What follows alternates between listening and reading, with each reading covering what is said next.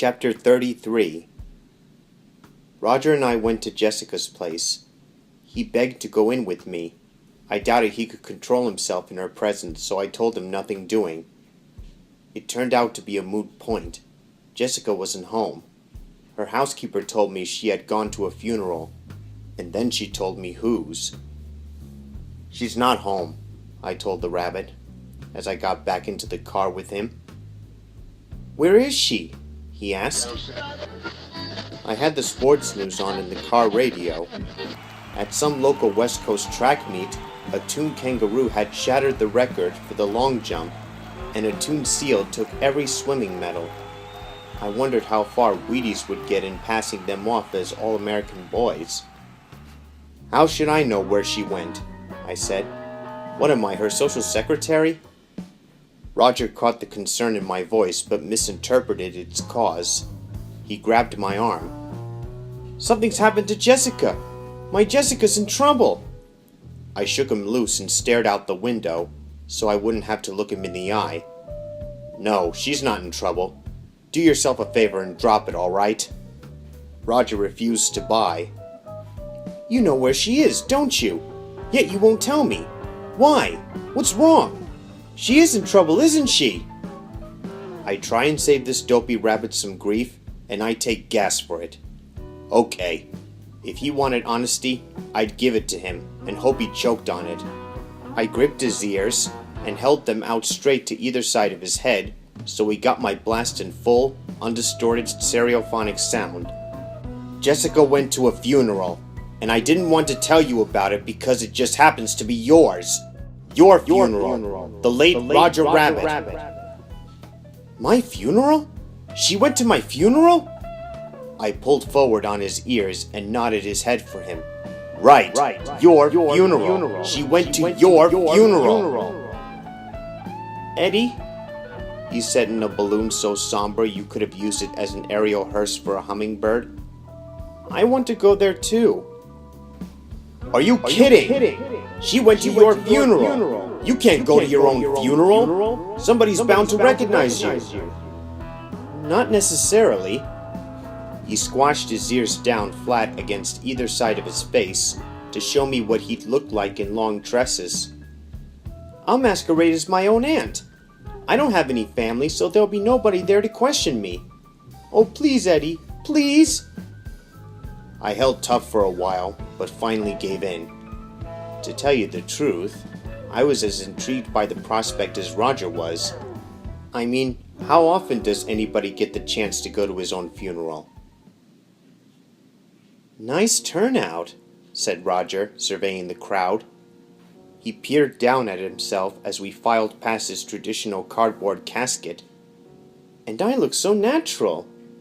He pulled out a handkerchief and wiped away a tear. He headed for a seat down front beside Jessica, but I guided him to a rear row instead. I must admit, in his black cotton hose, clunky shoes, woolen shirt and jacket, and pillbox hat, he brought off the maiden aunt bit pretty well. But why press our luck? The funeral director got up and rattled off a bunch of stuff about what a great rabbit Roger had been. Next, baby Herman crawled out and delivered a eulogy that was actually pretty moving, until the very end when he wet his pants.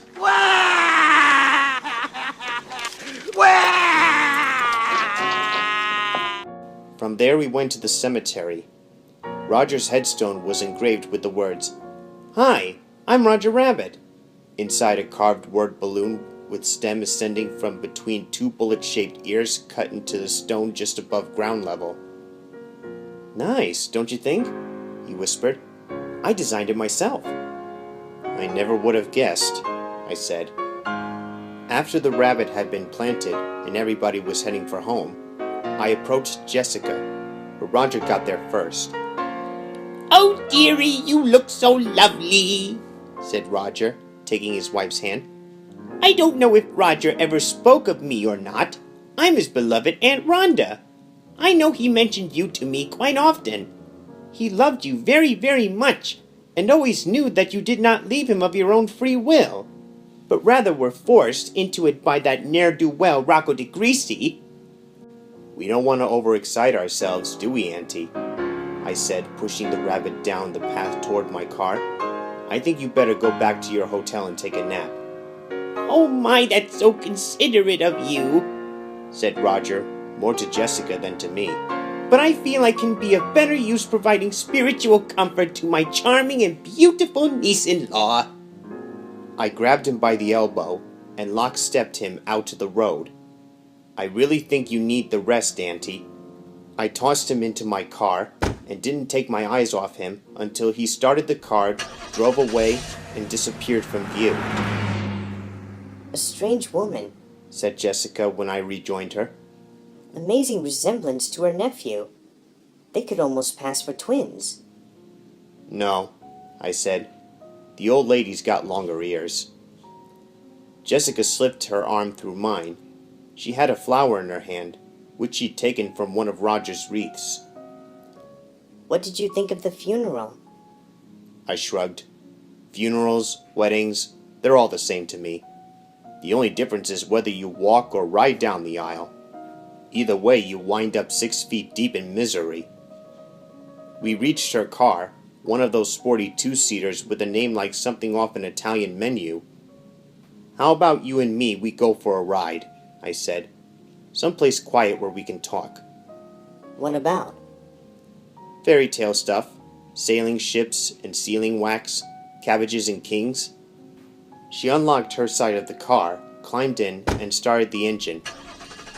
You came to the wrong person. Catch a ride home with Tweedledee-Dum. How about tea kettles, then?